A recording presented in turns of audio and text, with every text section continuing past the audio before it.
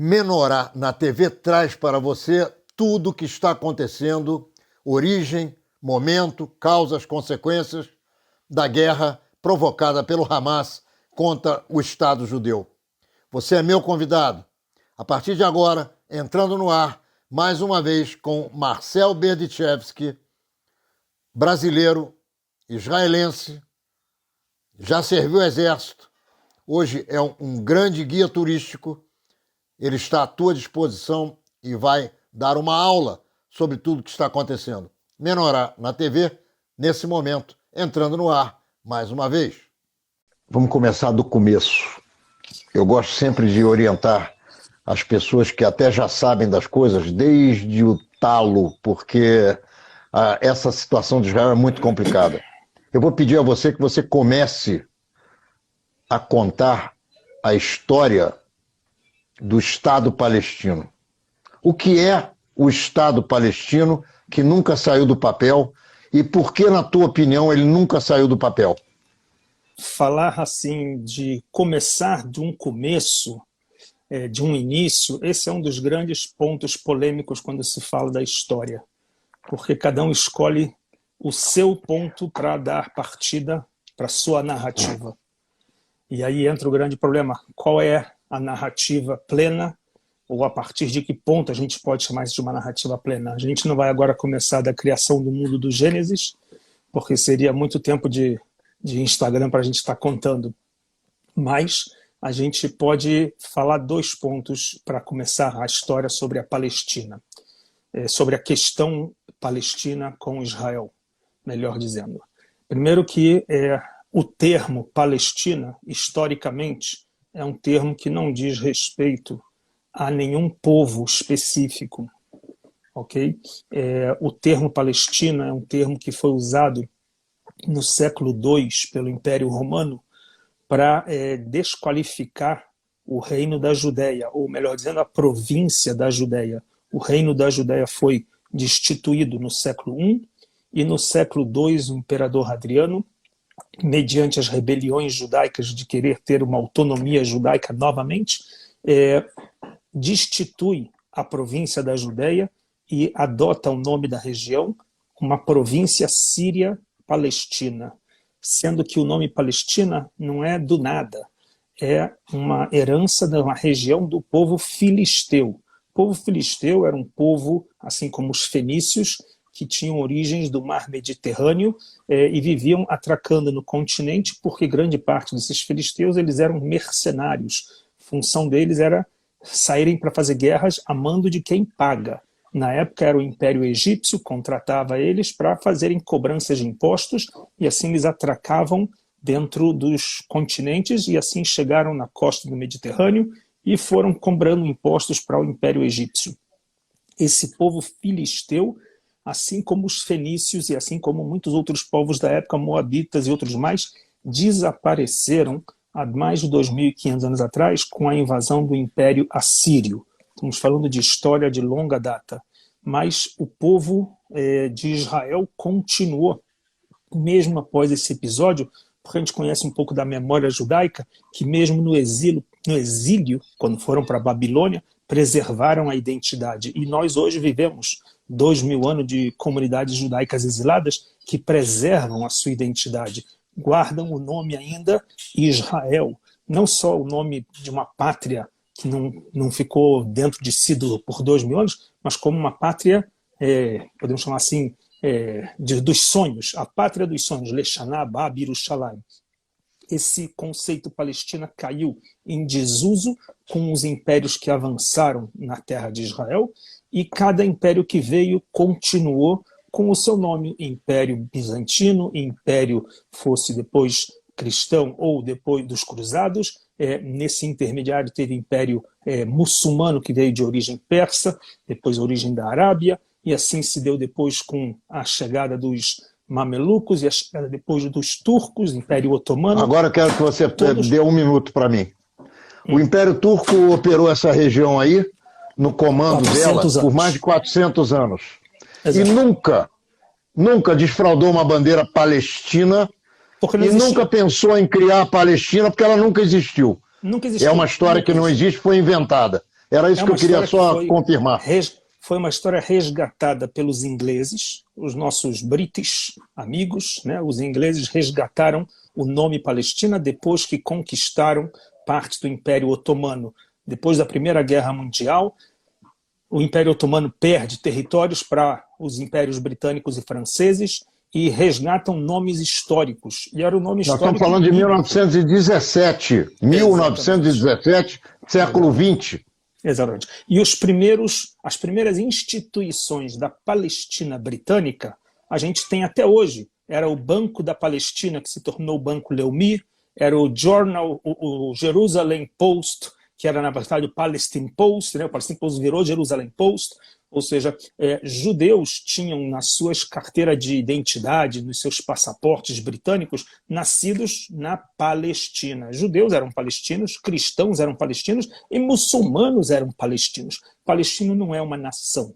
Palestina é uma região adotada, assim como o Brasil tem judeus, cristãos e muçulmanos, são todos brasileiros, e antes da independência do Brasil eram todos portugueses ou índios, né? Então, aqui a mesma coisa. Antes da chegada dos ingleses que adotaram o nome Palestina Britânica, que, cá entre nós, essa Palestina Britânica ia do Mediterrâneo até o Iraque.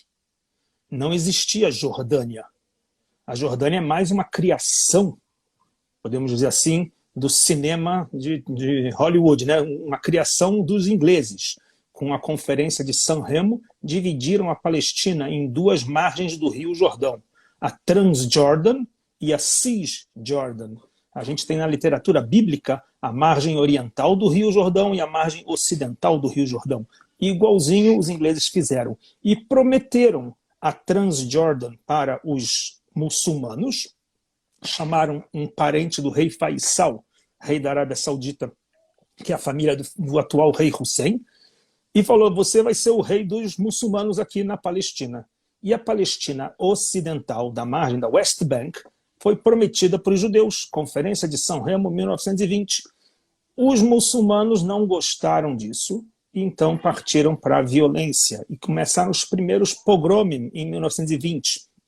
Deu-se continuidade a esses pogromim ainda em 1929, e depois em 1936. Só para quem não está familiarizado com o termo pogrom, pogrom eram, na verdade, os ataques que cossacos faziam aos assentamentos, às pequenas aldeias judaicas, as comunidades judaicas do leste europeu, e massacravam mulheres, crianças, estupravam mulheres, e o que nós aqui estamos ouvindo de pogromim, que é o plural de pogrom em hebraico, são os ataques dos árabes às aldeias judaicas ainda existentes naquele momento, exatamente, naquela região, e as cidades também. Na época existiam cidades mistas, cidades que judeus e muçulmanos e cristãos dividiam, como Jerusalém, como Safed, como Hebron, como Jaffa, portuárias, cidades como Acco, conviviam juntos. E com o início desse movimento nacionalista, do apoio britânico de que temos uma Palestina judaica que vai tomando forma para um Estado que venha a nascer, então os muçulmanos não gostaram disso. A liderança religiosa, é importante frisar que isso aqui vinha de uma liderança religiosa que acaba motivando as pessoas a saírem para os massacres populares, com machados, com facas, degolavam pessoas. A gente conheceu um pouco da história das guerras aí, Al-Qaeda e outros estados islâmicos, e as pessoas ficavam assustadas com a atitude das degolas, que os muçulmanos degolavam padres no norte da África. Não é novidade. A história de degola vem desde a época de Maomé. Maomé degolava e legitimou as pessoas que, em nome da religião, tinha que matar. E isso virou uma guerra santa que invadiu chegou até Espanha, parte da Europa, onde foram invadidos. Então, essa história de Guerra Santa, ela é velha e continua até os dias de hoje com uma fachada, uma roupagem de ser algo nacionalista, algo de território. Não é território, a gente conhece um pouco da história, não tem nenhuma guerra aqui territorial. Tem terra para todo mundo viver, tanto para judeus, cristãos e muçulmanos. Tem 60% do território israelense deserto, ou seja, não é problema de terra. E existem outros 26 países muçulmanos que estão procurando terra para poder ter uma nacionalidade. Não é problema de terra, é um problema religioso em especial com o lugar chamado Jerusalém. Esse é o ponto-chave. E é Bom, de lá vamos que a para o gente... novo Estado palestino, ou para aquele que nunca existiu e que ainda não consegue se estabelecer, e de quando é isso e o que aconteceu, por que não existe o Estado palestino na tua avaliação? Ok, então com a consciência de uma Palestina moderna, nasce uma organização política, a OLP, que ela nasce em 1964. É importante as pessoas saberem, 1964 nasce a OLP, uma Organização de Libertação da Palestina. Quem conhece o mapa de Israel em 1964, Jerusalém está na mão da Jordânia. O Monte Moriá... E Gaza na mão do Egito. Gaza estava na mão islâmica, Jerusalém, Cidade Velha, estava na mão islâmica, a margem do Jordão na mão islâmica, parte da Galileia, Golã eram islâmicos, não existia Israel aí. Então, quando se levanta a bandeira da OLP, Organização da Libertação da Palestina, para expulsar os judeus da Palestina, de onde eles estão falando? De que Palestina estão falando? Esquecem que em 1964 Israel não tinha nenhuma ocupação em Judeia, Samária, faixa de Gaza, nada. Ou seja, o que tem na bandeira da autoridade palestina até os dias de hoje é todo o mapa de Israel. Quem conheceu Tel Aviv e sonha com as praias do Mediterrâneo, esquece. Isso é os desejos do sonho palestino, de ter todo o território do Jordão ao Mediterrâneo. Então essa é a realidade da chamada Palestina. Não se conseguiu, e na Guerra de 67, pelo contrário, Israel voltou a ser soberano. Eu posso pedir a você, um pouquinho antes, Sim, que explique o que aconteceu com a divisão do Oriente Médio entre Israel e Palestina em 1947 e logo em seguida com a criação do Estado de Israel em 48, o que aconteceu com esse território que era destinado por promessa britânica ao Estado palestino? Então, assim, vamos corrigir uma coisa. Já existia uma partilha da Palestina que os ingleses promoveram, que era a Transjordânia e a Cisjordânia. Essa divisão, depois da Segunda Guerra Mundial, as Nações Unidas recém-criadas resolveram, vamos dizer assim, reorganizar essa partilha, porque os árabes, melhor dizendo, os muçulmanos que viviam na Palestina britânica não aceitavam uma Palestina judaica autônoma. Então fizeram Eu quero te pedir licença porque eu cometi um equívoco aqui, que eu devia ter resolvido isso no primeiro momento. Porque você está num lugar maravilhoso, pode parecer que você está aqui em Copacabana. Eu quero saber de onde você está falando comigo. Eu estou falando de aproximadamente 16 quilômetros de Jerusalém, em direção ao lado oriental, num lugar conhecido como Malé Mirmash. Malé Mirmash é uma comunidade judaica que se encontra na margem oriental, nas montanhas da Judeia, em direção a Samária. Para ser mais exato, na época bíblica era chamada nas terras da tribo de Benjamim. Quem conhece as 12 tribos como eram divididas, me encontro nas regiões das tribos de Benjamim, cidades históricas de 3.000 anos atrás, e que fazem parte do que eles chamam de forma muito grosseiramente Judeia-Samária, né? É a conexão de duas assim, áreas que eram administrativas no período de 2.000 anos atrás. Muito bem. Então, a questão que a gente fala sobre 1947 com a partilha das Nações Unidas é uma partilha que foi feita somente sobre a Palestina britânica, e deixaram de lado a participação dos jordanianos, que também era Palestina, e que 90% da sua composição de população são muçulmanos, são etnicamente iguaizinhos os muçulmanos da margem ocidental, famílias, podemos dizer. E essa partilha não ficou partilhada para Palestina e para Israel, ficou partilhada para judeus e muçulmanos.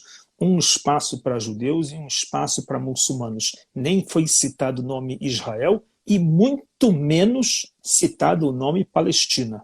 Okay? Para que seja bem claro, quem for olhar lá o que o Oswaldo Aranha assinou, não vem escrito nenhuma vez partilha entre Israel e Palestina. Vem dizendo que a Palestina britânica vai ser dividida para administrar entre judeus e muçulmanos.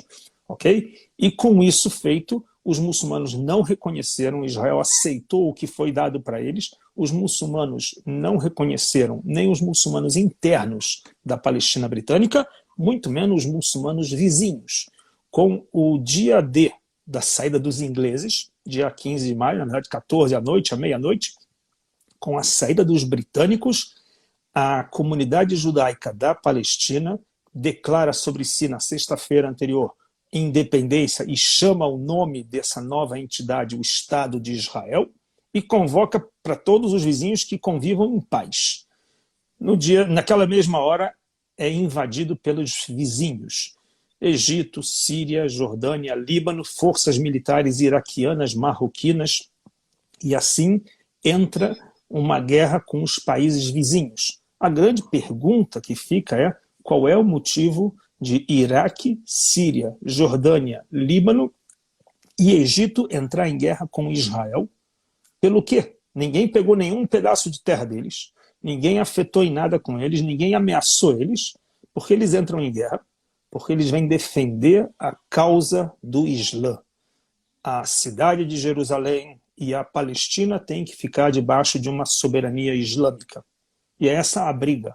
Não é uma briga por territórios. Ninguém afetou 1 milímetro de território desses países, mas fomos invadidos. E a guerra se dá onde Jerusalém, dividida, 19 anos ficou dividida até 67, e os jordanianos ocuparam a margem ocidental, criando a chamada Cisjordânia. E ao invés de dar cidadania para os muçulmanos que viviam na Palestina britânica, trataram eles como cidadãos de segundo e terceiro escalão. E pelo contrário, não deram para eles autonomia. É bom você lembrar que eles ficaram concentrados em campos de refugiados, Exatamente. Que eram campos de concentração sem câmara de gás. Ficaram abandonados. Eu vi. Eu fui lá com os meus pés e a minha cabeça e a minha máquina fotográfica. Estão lá até hoje, de uma certa maneira. Esses campos de refugiados, pode dizer que hoje viraram bairros residenciais, né? Alguns com mais desenvolvimento, outros com menos desenvolvimento, de acordo com o quanto você é influente com a política e com a corrupção. Para quem conhece favela, é mais ou menos parecido. E se você tem uma boa relação com o governo palestino, com os membros da liderança palestina, eles investem dinheiro lá. Eles investem, vai ganhar, e o líder de cada dessa aldeia vai ter um Volvo, vai ter uma mansão, e o povão pode morrer de fome. É uma infraestrutura de uma pirâmide que a gente conhece de terceiro mundo, infelizmente não é novidade. Em 67, com a Guerra dos 6 Dias, que a gente pode até usar que nessa guerra tem um papel muito importante do fake news. A gente hoje vive o fake news diariamente, o tempo todo. A gente recebe mensagens agora, nesse momento, com essas 48 horas de conflitos aqui, quase 48 horas de conflito com os palestinos de Gaza. Chovem fake news com filmes e imagens que são da Síria, filmes e imagens de 5 anos atrás, que está... Fake, o que mais acontece? Na Guerra dos 6 Dias também temos um grande fake. A Jordânia não tinha acordos afirmados de que não entraria em guerra com Israel, mas tinha um acordo verbal. Não foi nada no papel, mas tinha um acordo verbal entre Golda Meir e o rei Hussein de que não entraria na guerra.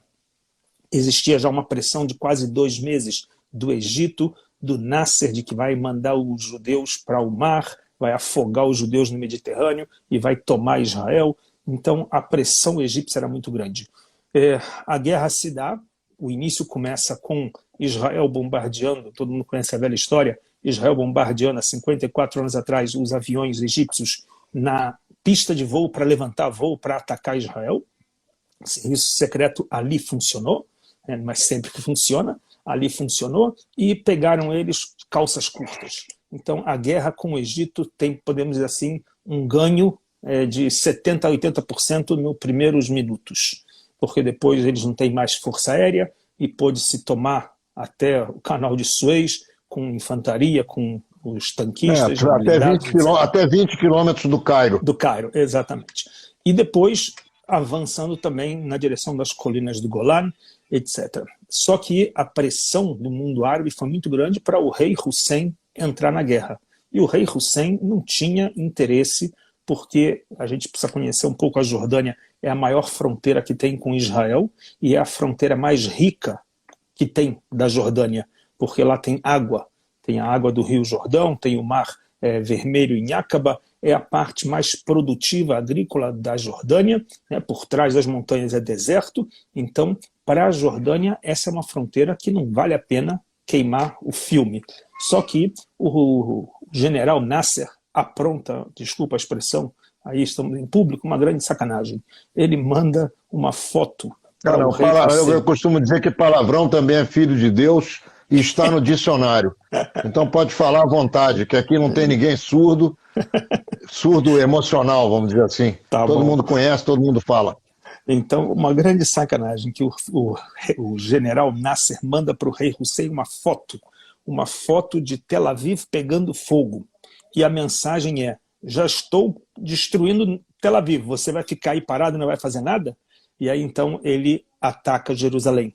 Ele ataca Jerusalém e acaba tomando uma pancada e em um dia e meio perde Jerusalém e toda a parte, o exército de Israel manda ele de volta para o outro lado do Rio Jordão e ele perde todo o controle da Cisjordânia. E essa famosa foto que foi mandada, existe ela até hoje no Museu do Serviço Secreto, é uma foto de Tel Aviv, de um prédio pegando fogo, sim, de um incêndio de 1966, ou seja, um ano antes teve um incêndio e o Serviço Secreto egípcio usou essa foto como fake news para dizer, olha, estamos tomando o Estado de Israel, você vai ficar parado? E assim foi a história da Guerra dos 6 Dias que libertou Jerusalém. Jerusalém se transformou então numa cidade unificada, o que a gente comemorou agora na semana que passou, uma cidade onde os judeus, pela primeira vez, depois de 1900 anos, voltou a estar debaixo da soberania de judeus, os lugares sagrados, né? Os lugares que 2000 anos estavam debaixo de um governo, de um reino da Judéia, e voltou novamente às mãos dos judeus. Isso foi o milagre de Jerusalém. Eu preciso que você faça uma ponte, porque nós chegamos no ponto de inflexão crucial, que é o ponto em que nós temos uma enorme quantidade de árabes, muçulmanos e cristãos, ou vivendo em Israel, ou entrando em Israel para trabalhar, ou nas fronteiras de Israel. E o esquentamento do que nós estamos vendo hoje, sem dúvida nenhuma, é uma intifada. É quase isso. É quase isso. A gente precisa entender. Então, eu queria só que você fizesse a ponte do 67 para o que está acontecendo em Lod hoje. Antes de 67, me permite, em 48, quando se deu a independência, grande parte do país tinha muçulmanos e cristãos vivendo em Israel. E esses muçulmanos e cristãos, parte deles participaram das guerras, parte deles levantaram os braços e falaram, me entrego, não estou a fim de guerrear, não estou a fim de ser massa de manobra dos países vizinhos árabes. Então, em Aco, em Jaffa, guerrearam, mas em alguns momentos eles se entregaram e falaram, estou disposto a viver debaixo de um Estado judeu. Em algum momento receberam a cidadania israelense. Naquela hora que eles se entregaram e o Estado nasceu, esses muçulmanos e cristãos e drusos e todas as outras minorias que vivem dentro do Estado de Israel têm cidadania. E estamos falando 1.800.000 são árabes, sendo que desses 1.800.000, 1.500.000 são árabes muçulmanos e outros 300.000 são árabes cristãos. Okay? E para lembrar, a população de Israel são 9 milhões de pessoas. Exatamente. Ou seja, nós estamos falando de 25%, entre 25% e 30% de 20%, população. 20% de árabes, entre 20%. Eles cristãos e muçulmanos, a maioria muçulmanos, sim, e 75% judeus e outros 5% que vai entre drusos e outras definições. Sabe que a gente tem aqui muitos judeus, ou desculpa, judeus não, né? Russos que vieram sem definição, se são judeus, se são cristãos, se são ateus, e tem aqui um número bem grande desse tipo. Então, a população judaica, ela antes de 67, já incluía muçulmanos. E cidades como Lod, Ramle, Aco, Jaffa, Haifa e as aldeias que tem ao redor são cidades mescladas que convivem, coexistem judeus, israelenses e cristãos, muçulmanos, cristãos e judeus há 73 anos. Em 67, com a questão da Judéia, Samária e a faixa de Gaza entrando dentro da soberania israelense, mais e mais muçulmanos entraram, parte dos de Jerusalém receberam cidadania, partes receberam apenas 400 mil receberam um certificado de morador, mas não de cidadão, ou seja, ele não tem direito a votos, mas ele tem direito a todos os benefícios do Estado, saúde, educação, só não tem direito a votos, e com isso a gente tem uma convivência e coexistência com esses muçulmanos que vêm da autoridade palestina de hoje, né? Uma autoridade palestina. Tá, eu quero só lembrar que os 1.800.000 têm direito a voto. São cidadãos cidadãos com direitos de voto. Cidadãos, têm direito a todos os direitos 100%. E sem nenhum apartheid, para aqueles, desculpa a expressão, idiotas de plantão que fala que Israel tem apartheid, onde temos, por exemplo, a vice-presidente da Universidade Hebraica de Jerusalém, é uma muçulmana, nós temos no Suprema Corte juiz muçulmano, nós temos em todos os cargos de direção... Partidos muçulmanos no Knesset. Partidos parlamentares. No parlamento. Mas não somente no lado político, no lado também comercial, no lado de empreendimento, muçulmanos milionários. Milionários. Vida normal. Que tem vamos então partir para o dia de hoje. Dia de hoje. Na verdade, não é o dia, eu diria que é o mês, e talvez me estenderia um pouquinho mais de um mês. Por quê? Porque a gente teve... Você está falando do início do Ramadã e logo em seguida com a questão das propriedades em Sheikh Jarrah. Exato. E em seguida com a porta de Damasco. Exato. Então, explica tudo isso, por favor. A coisa foi dar uma entrada um pouquinho antes, alguns meses antes, para a introdução disso que você falou. Há poucos meses atrás, tivemos a troca de presidente nos Estados Unidos. Saiu Donald Trump e entrou o Biden. A política que mudou nos Estados Unidos afeta diretamente ao que acontece em Israel.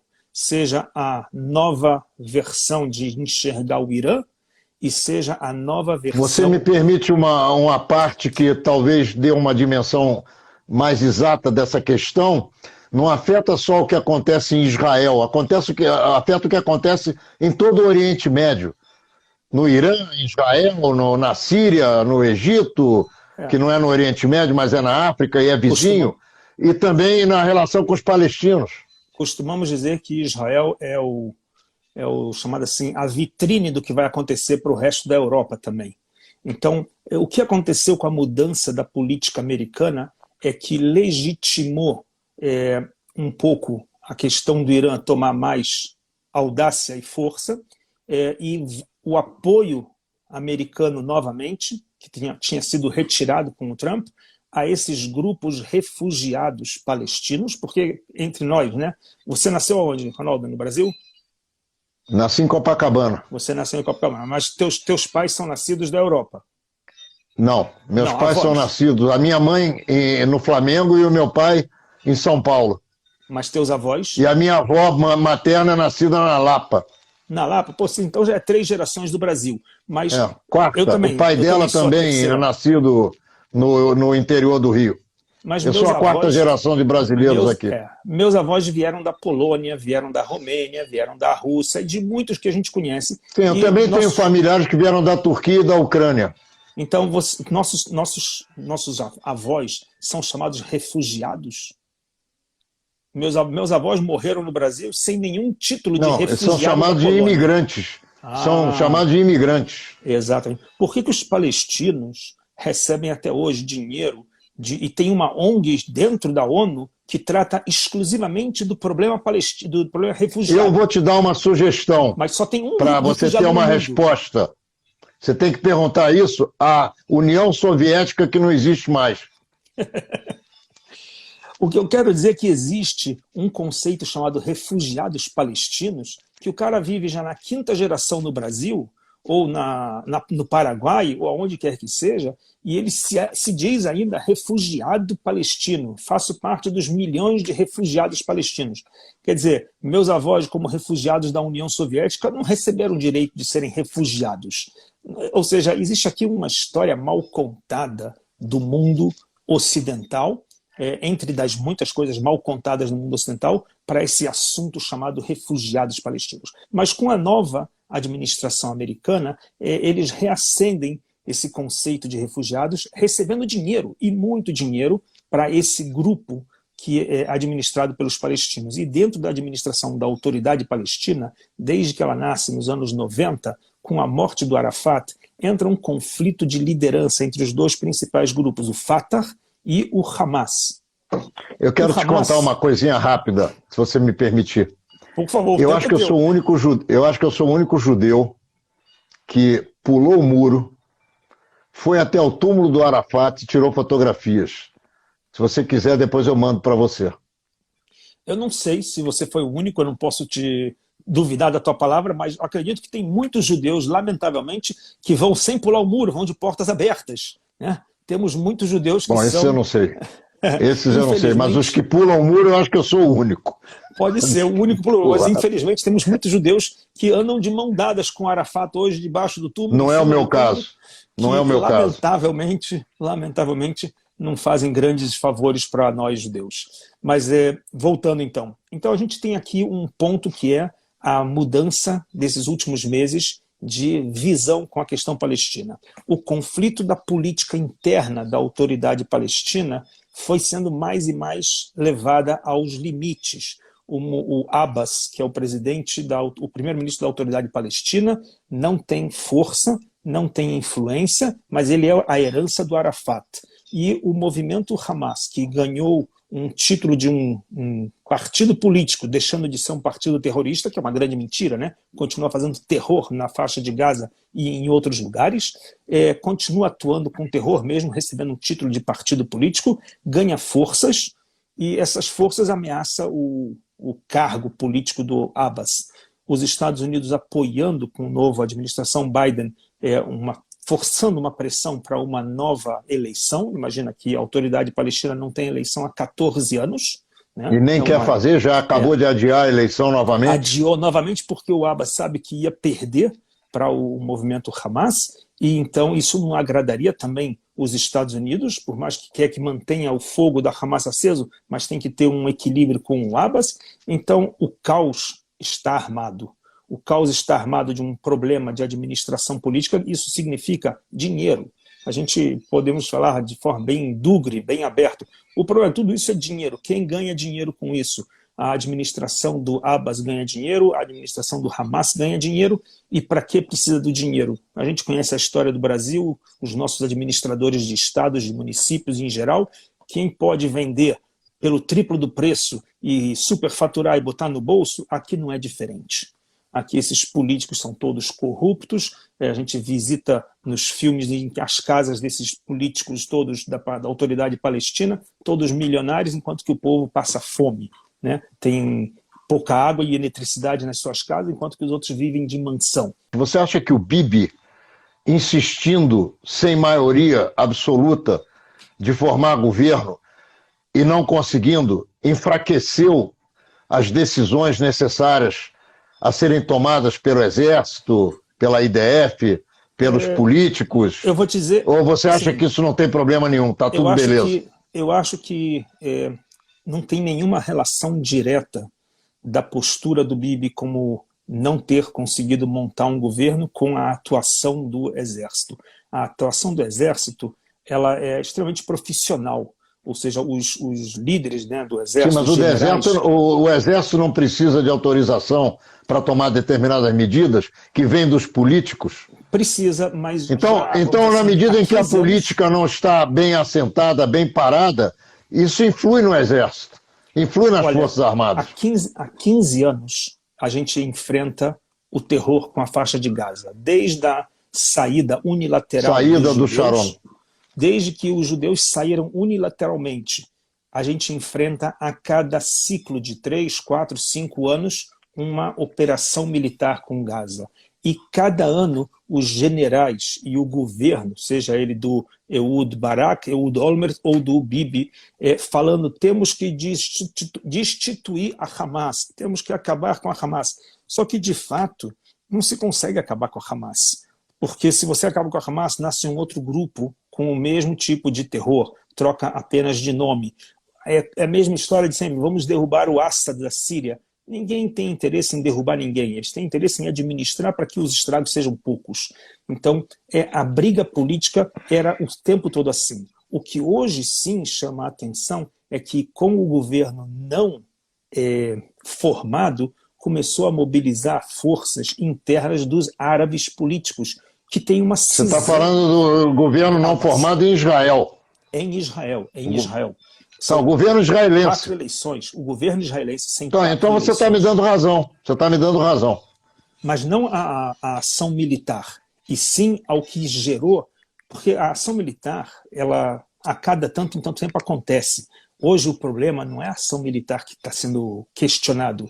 O que está por trás dessa ação militar tem que entender um pouquinho mais o que vai a fundo. A gente está falando de uma sociedade dos muçulmanos, são cidadãos israelenses, daquele 1.800.000, onde eles têm hoje 2 grupos representantes no parlamento e um deles disposto a entrar no governo, fazer coligação com o Bibi, ou fazer coligação com o Lapid, que é o Muhammad Abbas, é o Mahmoud Abbas. O Mahmoud Abbas, de um partido RAM, está disposto a entrar no parlamento. E isso gera conflito também dentro do Islã. Por quê? Porque dentro do Islã, como eles vão administrar que vai ter um Estado judeu com representante muçulmano lá dentro, se na minha bandeira eu não aceito o Estado? Você entende o conflito que existe dentro do próprio mundo islâmico? Ou seja, dentro Entendo perfeitamente. Eu tenho certeza. Hamas, isso é parte dos conflitos. A insatisfação... Bom, eu preciso que você fale um pouco do que está acontecendo hoje aí. O último mês especificamente é o mais polêmico, porque coincidiu tudo junto. As eleições dos muçulmanos, da autoridade palestina, sendo cancelada. O mês do Ramadã, coincidindo exatamente com o mês de Iyar, das festas ou das datas festivas, que a gente pode lembrar. O dia do Yom HaZikaron, que lembra os soldados caídos, o dia da independência, o dia da unificação de Jerusalém. Tudo isso coincidindo com o mês do Ramadã, onde essas datas são sensíveis para as duas sociedades, islâmica e judaica, extremamente sensíveis. Isso se junta com esse mês onde a Suprema Corte dá uma definição de que os muçulmanos do bairro de Sheikh Jarrah, de 3 casas, perderam na justiça o direito das casas, legalmente. É importante saber que esse tribunal é o mesmo que também... Um momentinho só, um momentinho. É preciso que você que está nos assistindo saiba que o conflito judicial é o seguinte: as famílias judaicas, donas dessas casas, que foram expulsas dessas casas em 1948, foram à justiça e ganharam, porque lá está consagrado o direito dessas famílias voltarem para as casas que elas tinham. É isso. Assim como esse mesmo tribunal deu causas ganhas para muçulmanos em muitas outras regiões que conseguiram comprovar que os judeus colonos tiraram suas terras. Esses que conseguiram comprovar, também essa mesma Suprema Corte deu causa ganha para os muçulmanos e eles bateram palma. Mas agora... E eles entraram nas casas, eles entraram nessas casas, que eram das famílias deles, eles muçulmanos. Sim, os judeus tiveram que sair, demoliram algumas casas. É isso que eu estou querendo que você diga, exatamente. Agora, perfeito. Nessas casas do bairro de Sheikh Jarrah, que é do lado da Cidade Velha, começou um pega para capar, desculpa a expressão, nas ruas, todas as noites, porque é jejum durante o dia, eles estão dormindo o dia inteiro, acabou o jejum, eles vão jantar e saem às ruas para se manifestar e não estão dispostos a sair de casa. Montavam seus jantares ao ar livre, um grande buffet e faziam festas. E a argumentação de que não vamos sair de nossas casas. E começou conflito. E esse conflito começou boca a boca, depois jogaram, como é bem comum nas festividades muçulmanas, pegar o rojão e atirar contra os policiais, né? Já que aqui não é todo civil que tem arma, todo civil muçulmano legalmente não tem arma, só ilegal, e está cheio dessas, né? Mas eles atiram fogos de artifício contra os civis, etc., e começou um empurra-empurra, 1 dia, 2 dias, 3 dias. chegou justo o dia do Yom Yerushalayim, o dia que é da comemoração de Yom Yerushalayim, coincidindo com o finalzinho do mês de Ramadã, onde tem também data festiva. Pronto. Proibiram os judeus de subirem no Monte do Templo, o que todos os anos eles fazem no dia de Yom Yerushalayim. Começou uma organização entre os jovens e os que a gente pode chamar assim, os radicais muçulmanos, de se armar no Monte do Templo. Se armar significa encheram o Monte do Templo com pedra e pau para atacar todos que viessem. Quem lembra da visita do Ariel Sharon em 2000, a mesma coisa, ou na Intifada, igual. Se armaram com pedras e paus dentro. Tem fotografias, ninguém precisa acreditar em mim. Entra na internet o que aconteceu em Lud, quer dizer, onde está o aeroporto Ben Gurion hoje? A cidade de Lud, como a cidade de Lod, como a cidade de Ramle, como a cidade de Akko e a cidade de Jaffa, que são cidades mescladas. Haifa também, um pouco menos, mas são cidades que têm proporções, para você ter uma ideia, Lud são 43% judeu, 30% muçulmanos. São meio a meio. Haifa é uma cidade com menos muçulmanos também, mas tem outros, lá tem também drusos, lá também tem Bahá'í, os Ahmadim, tem outras vertentes. Lod, cidade pequena, cidade que tem 76 mil habitantes. Ramle, 77 mil habitantes. São cidades pequenas que é meio a meio, quase meio a meio, que vivem judeus e muçulmanos. Alguns vizinhos de porta, ou os vizinhos de prédio, convivendo normalmente, logicamente com suas culturas diferentes, mas nesse momento que a acusação da mídia é de que os judeus estão tomando a mesquita de El-Aqsa. Os judeus vão proibir os muçulmanos de terem acesso no Monte do Templo. Quando você toca nessa ferida com uma propaganda enganosa, o mundo árabe, isso se espalha igual Isso é tudo mentira ou isso é verdade? Essa é a pergunta. Que verdade existe em tomar o Monte do Templo? Os judeus têm direito de visitar o Monte do Templo como qualquer cristão, como qualquer muçulmano. É um lugar histórico. Sim, mas tomar o Monte do Templo significa expulsar os muçulmanos. Isso não é verdade. Mas não tem. Isso não é verdade, nem hoje, nem em 67. Mas é o que eles estão divulgando. É o que eles estão divulgando. Mas essa foi a grande mentira da Intifada no ano de 2000. Né? Todo mundo fala, o Ariel Sharon subiu para expulsar os muçulmanos. Fake news. Existiu uma escavação embaixo da mesquita de El-Aqsa. Foi uma visita agendada pelo governo. Ou seja, usam de manipulação das informações e promovem, porque o mundo, infelizmente, o mundo do Islã, eles não acreditam nas informações, eles acreditam nos seus líderes religiosos. O que o imã vai falar na hora da reza, isso vai ser a pura verdade. E saiam às ruas. O que está havendo hoje? Nas últimas 24 horas, rolou pancadaria nas ruas de Lod, de Ramle, de Akko. Em Lod tacaram fogos em carros, em sinagogas, depredaram. Imagina, já vinha acontecendo nessas 2 semanas, nos TikTok da vida, todo mundo deve ter acompanhado, um árabe batendo num judeu em pleno trem, um árabe pegando a bandeira de Israel e rasgando. Ou seja, isso foi passado e, lamentavelmente, tenho que dizer que isso aqui é parte da nossa culpa dentro do Estado de Israel, de não usar o termo tolerância zero.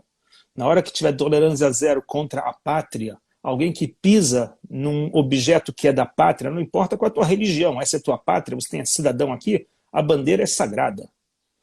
Não temos tolerância zero. Na hora que a gente não tem tolerância zero e o cara pega e sobe, tira a bandeira de Israel e coloca a bandeira da Palestina em plena Tel Aviv, em plena Jaffa, em plena Haifa, em plena Lod, aí passou dos limites da tolerância. Ou seja, existe uma cidadania. Se quer ser palestino, bem-vindo a essa fronteira. Está claro, está claro. E o que está fazendo a polícia de Israel nesse caso? Então, a polícia de Israel tem dezenas de focos para tentar apagar, né? E aí não consegue estar em todos os lugares ao mesmo tempo. E em Lota aconteceu uma tragédia de que tacaram fogo em escola, em sinagoga, e entraram nas ruas. E, lamentavelmente, um cara se sentiu ameaçado, que partiram para cima deles, ele deu um tiro e matou um jovem. Aí o pessoal fala assim, o cara é um assassino. Peraí, se ele não matasse o cara, ele seria morto, porque os lynch, os espancamentos que estavam sendo feitos, podem se ver pela televisão, era tremendo. Pedregulhos tacando nos carros. Quer dizer, se eu passo com um carro lá, tomo um pedregulho. E uma pedra é igual um tiro. Se o carro está andando a 40 Você quilômetros, pode olha um chamar tiro. o que está acontecendo, você pode chamar o que está acontecendo de guerra civil? Não é guerra civil, porque existem, a gente também não pode generalizar, existem muçulmanos que não estão fazendo isso. Isso é uma parcela, eu não sei dizer se pequena, né, desses 1.800.000, com certeza não são todos, ok? Mas é uma parcela que, lamentavelmente, tem um perfil jovem, um perfil que está sem, a gente pode chamar assim, expectativa de um futuro melhor, lembrando em conta que muitos desses jovens saíam de Israel para tentar a vida, fazer faculdade na Europa, nos Estados Unidos, né? E aí com o Covid eles estão 1 ano e meio aqui sem poder sair, sem ter acesso, ou seja, estão sem trabalho, estão boring, como a gente chama, estão de saco cheio, e aí eles explodem para as ruas. E a liderança política e a liderança religiosa tem culpa também de não apaziguar os ânimos, de não sair às ruas para apaziguar. Pelo contrário, se escondem em tocas ou falam nas suas mesquitas: vamos libertar com sangue a Palestina. Menorá na TV entrando no ar mais uma vez na quinta-feira que vem, às 10 horas da noite, pelo canal 6 da NET Rio. Você é nosso convidado, você é nossa convidada. Acompanhe o nosso trabalho, vale a pena. Muitas novidades, cobertura interessante do que acontece no Oriente Médio, para que você conheça os problemas. Fique sempre conosco. Até lá!